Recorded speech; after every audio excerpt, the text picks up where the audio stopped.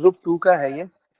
Question number 1 कह रहा है the melting temperature of sodium is lower than the melting temperature of magnesium, the best explanation for this is. देखो melting point की बात कर रहा है वो, तो वो कह रहा है कि जो है ना सोडियम का मेल्टिंग पॉइंट कम है और मैग्नीशियम का मेल्टिंग पॉइंट ज्यादा है। क्यों है ऐसा, क्यों है? हमने मेल्टिंग पॉइंट का ट्रेंड डिस्कस किया था। तो क्या कहती हो भाई, क्या ऑप्शन होना चाहिए हमारे पास? यस।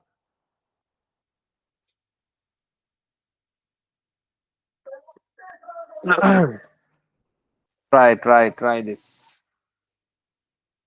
देखो sodium atoms are smaller than magnesium atom, ऐसा तो है नहीं, ये गलत है। उसकी वजह क्या है कि अक्रॉस द पीरियड साइज कम होता है, तो मैग्नीशियम का साइज छोटा होना चाहिए, सोडियम का बड़ा होना चाहिए, तो ये तो गलत हो गया। बी में कह रहा है sodium ions have a larger charge. Larger charge कहाँ, लार्जर चार्ज यार, सोडियम इज +1 भाई, मैग्नीशियम इज +2 ना। गलत हो गया। See the repulsion between the ions in sodium is less than in magnesium. कौन सी आयोन्स की रिपल्जन भाई, कौन सी? तो और वैसे भी सोडियम के आयन का जो साइज है वो बड़ा है, बात को समझो जरा। मैग्नीशियम के आयन का साइज छोटा है, बड़ा आयन बड़ी रिपल्जन, तो वो क्यों कह रहा है फिर लेस रिपल्जन? सी भी गलत हो गया। अल्टीमेटली डी ही सही होगा, ऑब्वियसली डी ही सही होगा। लेकिन क्यों सही होगा डी? देखो मेल्टिंग पॉइंट का जो एक्सप्लेनेशन है, मैंने आपको क्या बताया था, मेटालिक बॉन्ड से देना है, मेटालिक बॉन्ड से देना है। तो number of delocalised electrons per atom is fewer in sodium than in magnesium. तो याद रखना कि जो है आ, क्या नाम है, सोडियम लूजेस 1 इलेक्ट्रॉन ना, sodium loses 1 electron, sodium loses 1 electron, जबकि मैग्नीशियम लूजेस 2 इलेक्ट्रॉन। तो सोडियम का जो मेटालिक स्ट्रक्चर होगा उसमें डीलोकलाइज्ड इलेक्ट्रॉन्स कम होंगे। कम इलेक्ट्रॉन्स होंगे तो उसके आयन के साथ कम अट्रैक्शन होगी ना, तो वीक मेटालिक बॉन्ड होगा सोडियम का, तो तभी सोडियम का जो मेल्टिंग टेम्परेचर है वो क्या है, कम है। ये रीजन है। बात समझ आ रही है? यस। यस और नो? हाँ जी। Group 2, question 2, a trend going group down group 1 is that the first ionization energy of the element decreases। Group 1 की बात कर रहे हैं कि आयोनाइजेशन एनर्जी का ट्रेंड क्या था, कि ionisation energy down the group कम हो रही थी या बढ़ रही थी? क्या कहती है? मैंने भी इंक्रीज यही हो बताया रही था है। आपको कि कम हो रही थी ना, कम हो रही थी क्योंकि एटॉमिक साइज इंक्रीज होता है ना, क्योंकि एटॉमिक साइज इंक्रीज होता है। तो एटॉमिक साइज के इंक्रीज होने की वजह से ability to lose electron decreases, ability to lose electron increases, तो आपको एक्स्ट्रा एनर्जी नहीं लगानी पड़ेगी ना, आपको एक्स्ट्रा एनर्जी नहीं लगानी पड़ेगी, आपको एक्स्ट्रा एनर्जी नहीं लगानी पड़ेगी। तो दैट्स द रीजन, तो दैट्स द रीजन जो है वो उसकी आयनाइजेशन एनर्जी क्या हो जाएगी, कम हो जाएगी।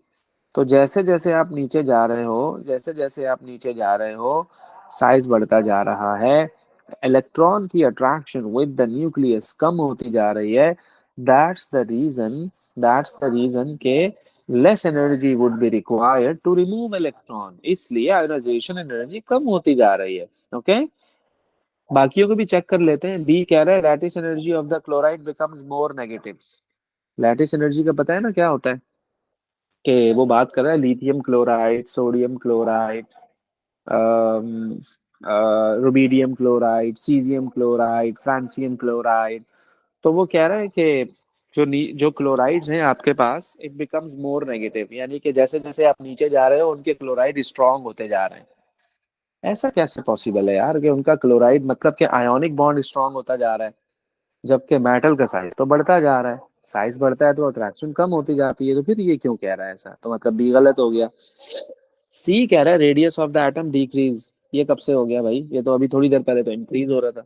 इंक्रीज होता है ना, नंबर ऑफ शेल बढ़ रहे होते हैं डाउन द ग्रुप, और down the group melting point कम हो रहा होता है। ये कह रहा है बढ़ रहा है, तो इसलिए सारे गलत हो गए, ये आंसर सही है। फिर क्या कह रहा है, which of the following properties decreases on descending group 2 of the periodic table. कौन सी प्रॉपर्टी कम कम हो रही है डाउन द ग्रुप? क्या कहती हो? Solubility of sulfates. Exactly exactly. अभी बताया था हमने आपको, गुड हो गया जी, गुड हो गया। Which of the following is the correct equation for the decomposition of the corresponding nitrate?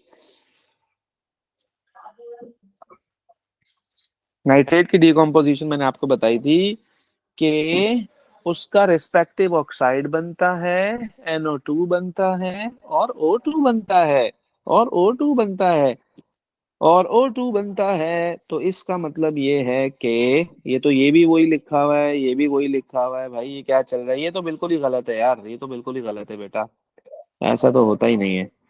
तो हमने ए और बी में देखना है। अब ये बताओ कि ए सही है या फिर बी सही है, क्योंकि नाइट्रेट की डिकम्पोजिशन तो ये है लिखी हुई है, मैं इसकी जनरल इक्वेशन भी लिख देता हूँ, that is this. Group one के लिए, ग्रुप वन की लिखी हुई है ना इन्होंने।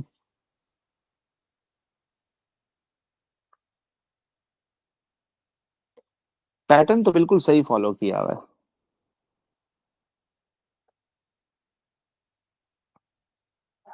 अब क्या बोलूं, कौन सी इक्वेशन सही है? यस,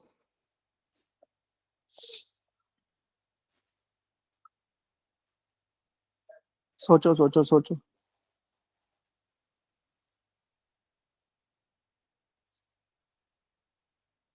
जल्दी बताओ।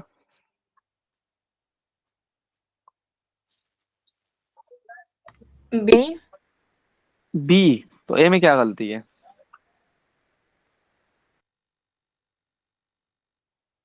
ए में क्या गलती है भाई?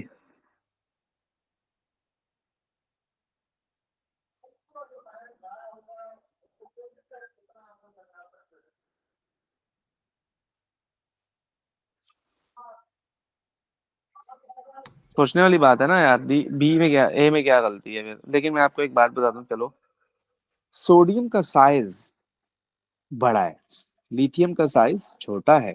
ओके, जब बड़ा साइज होगा ना, मैंने आपको क्या बताया था, बड़े साइज का डी जो मेटल होता है वो डिकम्पोज आराम से नहीं होता है। और जो ग्रुप वन के होते हैं ना, ग्रुप वन के जो नाइट्रेट्स होते हैं, याद रखिएगा, जो NO3 का डिकम्पोजिशन है इसमें गलत लिखा हुआ है।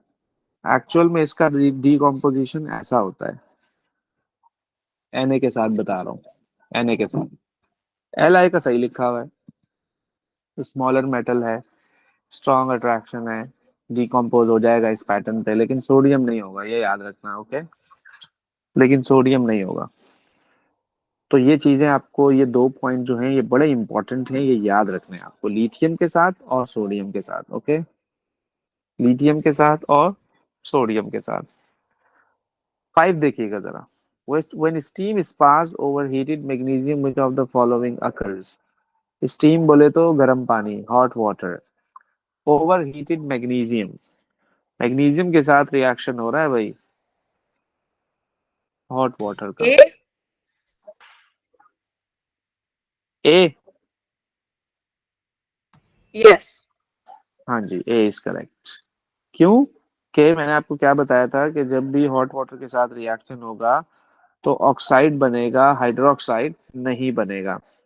और बी में तो कह रहा है देयर इज नो रिएक्शन। क्यों भाई, मैग्नीशियम तो ग्रुप टू का मेंबर है, ये तो रिएक्टिव होता है, इसको तो रिएक्शन करना चाहिए, इसको तो रिएक्शन करना चाहिए, तो इसलिए ए करेक्ट है आपका, गुड हो गया। ये देखो जरा, क्वेश्चन सिक्स।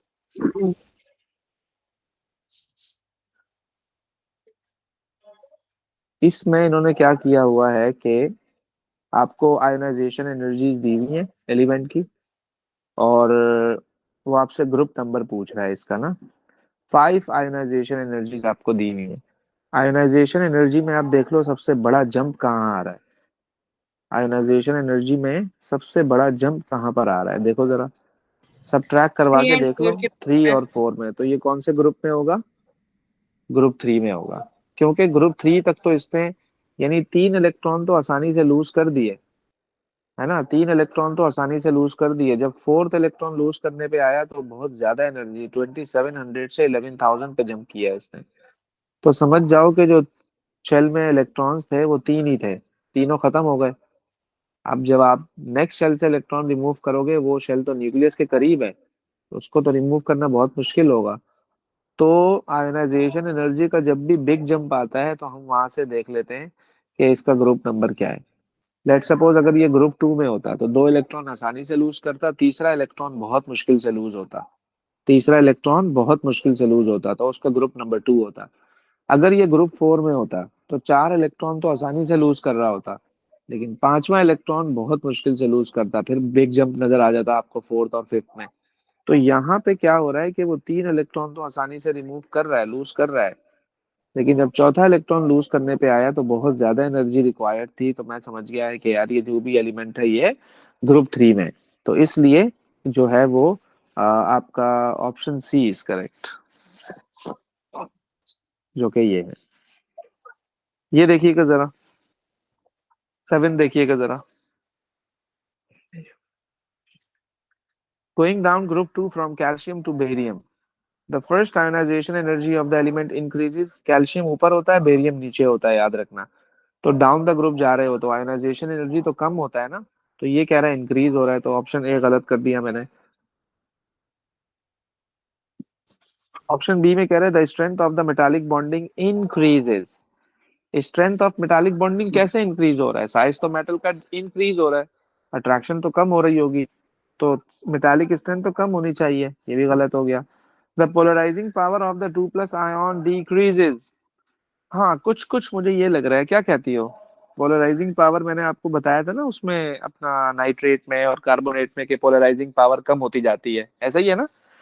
कि पोलराइजिंग पावर क्या होती है कि अगर आपके मेटल का साइज स्मॉलर है तो वो आपके कार्बन और ऑक्सीजन के बॉन्ड को अच्छी तरह अट्रैक्ट करेगा, पोलराइज करेगा उसे। जबकि अगर आपके मेटल का साइज बड़ा है तो वो आपके कार्बन और ऑक्सीजन के बॉन्ड को पोलराइज नहीं कर पाएगा, तो इसका मतलब कार्बोनेट और नाइट्रेट टूटेगा ही नहीं। तो इसका मतलब सी ऑप्शन इज करेक्ट, जबकि ये भी गलत है क्योंकि स्टेबिलिटी बढ़ती है, कम नहीं होती। सिंपल कॉन्सेप्ट है ये, तो ये देखिएगा जरा, 6 8।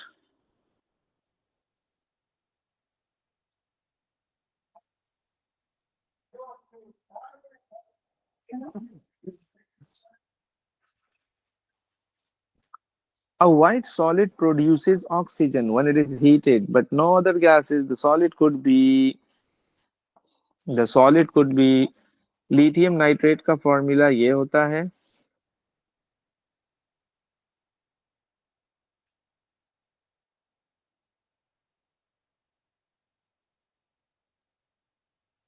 और इसका ये होता है। क्या कह रहा है कि कोई ऑक्सीजन गैस रिलीज नहीं हुई, कोई ऑक्सीजन गैस रिलीज नहीं हुई। अच्छा जी, okay. But no other gases, sorry, oxygen तो रिलीज हुई, produces oxygen, but no other gases बोले तो NO2 रिलीज नहीं हुई। देखो मैं पहले आपको ये बता दूं, ये तो हो नहीं सकता, इसमें NO2 कहाँ से आ गई गैस? बात समझ रहे हो आप? इसमें क्या नाम है, सॉरी, कैल्शियम ऑक्साइड जो आपका होता है, कैल्शियम ऑक्साइड जो आपका होता है, ये डिकम्पोज कैसे होगा? ये तो ऑलरेडी डिकम्पोज्ड फॉर्म है इसकी। कैल्शियम कार्बोनेट जब डिकम्पोज होता है ना तो उसका प्रोडक्ट ये होता है, तो ये तो ऑलरेडी, ये तो डिकम्पोज नहीं होगा। ओके, लेकिन व्हाइट सॉलिड है ये मैं आपको बता दूं, लेकिन ये ऑक्सीजन प्रोड्यूस नहीं करता। स्ट्रोंशियम नाइट्रेट पे अगर मैं आ जाऊं तो ऑब्वियसली इसमें आपको नाइट्रेट नजर आ रहा है, नाइट्रेट नजर आ रहा है, नाइट्रेट।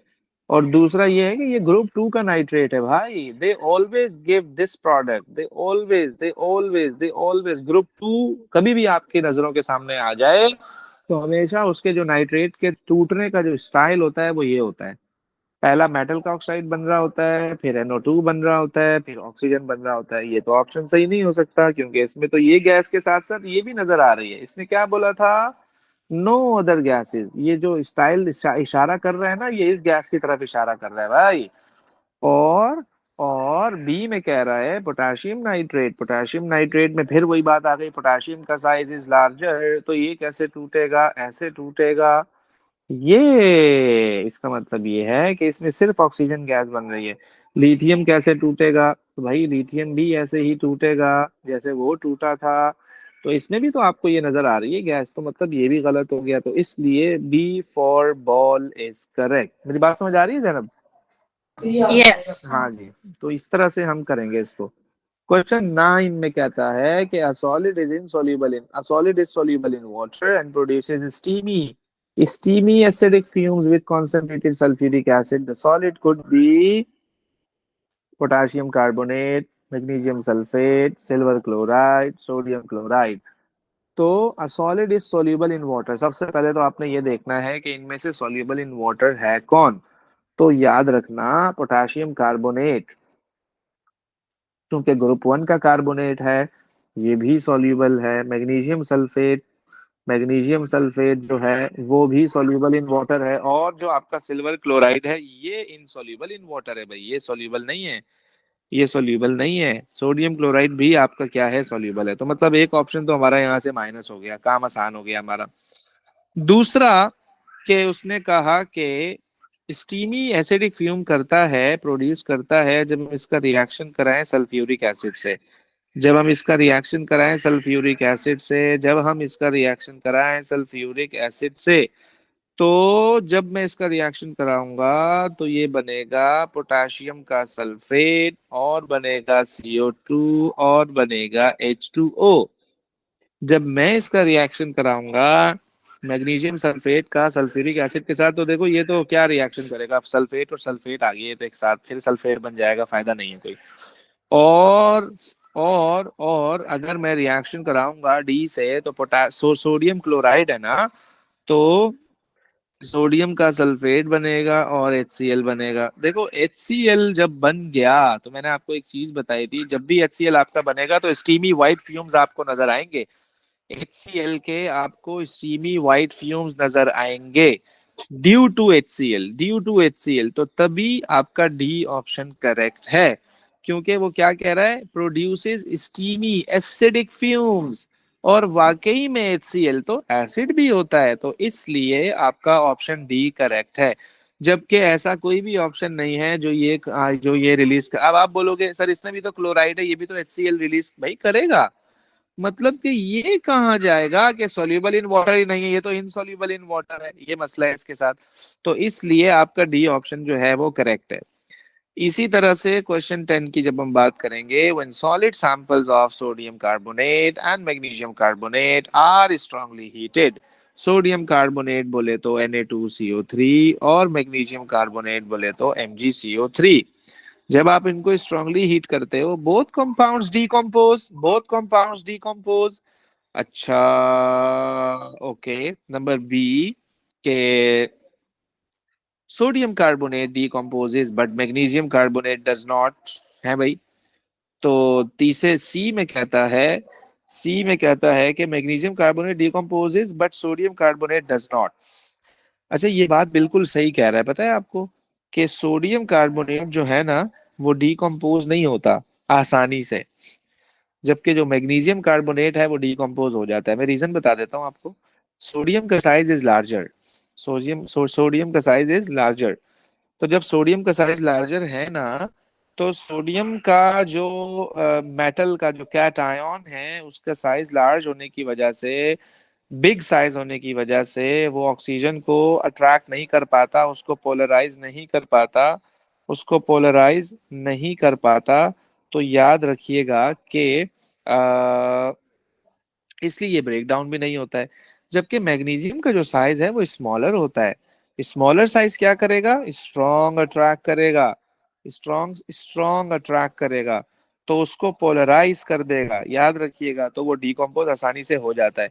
ये जो ऑप्शन ए में कह रहा है ना कि दोनों ही डिकम्पोज हो जाते हैं, तो मतलब ऐसा नहीं है। सोडियम कार्बोनेट डिकम्पोज जो है वो बड़ी मुश्किल से हो रहा होता है, तो इसलिए आपका C for cat is correct basically.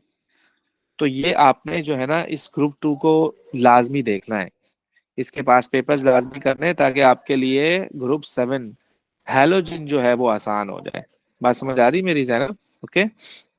कई सारे Okay. क्वेश्चंस हैं, ये देखिएगा जरा। A group 2 is descended, okay, the solubility of hydroxide and of sulfate दोनों थोड़ी इंक्रीज होती हैं यार, दोनों थोड़ी इंक्रीज होती हैं। The solubility of hydroxide increases and of sulfate decreases। तो शायद ये सही है, क्या कहती हो, ये सुनो। बी सही है ना, बी फॉर बॉल इज कर गुड। हाइड्रोक्साइड की सॉल्युबिलिटी मैंने आपको बताया था कि बढ़ती है, और सल्फेट की सॉल्युबिलिटी मैंने आपको बताया था कम होती है। फिर कह रहा है the elements in group one of the periodic table have very similar chemical properties. This is because, okay, they have the same number of outer electron. फिर कहता है they have the same number of fill shells. फिर कहता है their outer electrons are in the subshell. Their outer electrons have very similar shielding. अबे भाई क्या क्या बोल रहा है ये। देखो, ये तो पुराना आईजीसीएसई का क्वेश्चन है। हम कहते थे एक ही ग्रुप में सब एलिमेंट्स की केमिकल प्रॉपर्टीज सेम क्यों होती हैं। एक ही ग्रुप में एलिमेंट्स की केमिकल प्रॉपर्टीज सेम क्यों होती हैं, तो हम क्या कहते थे? हम क्या कहते थे? They have similar same number of outer electron. They have same number of outer electron, तो भाई यही रीजन यहां भी देंगे ना, इनके आउटर इलेक्ट्रॉन सेम है।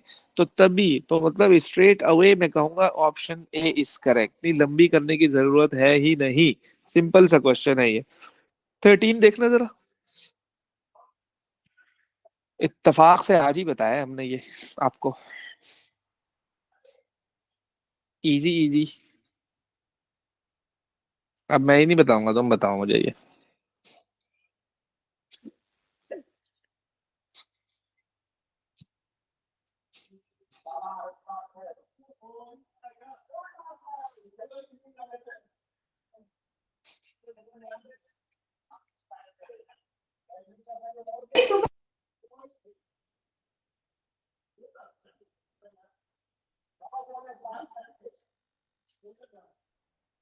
हाँ जी।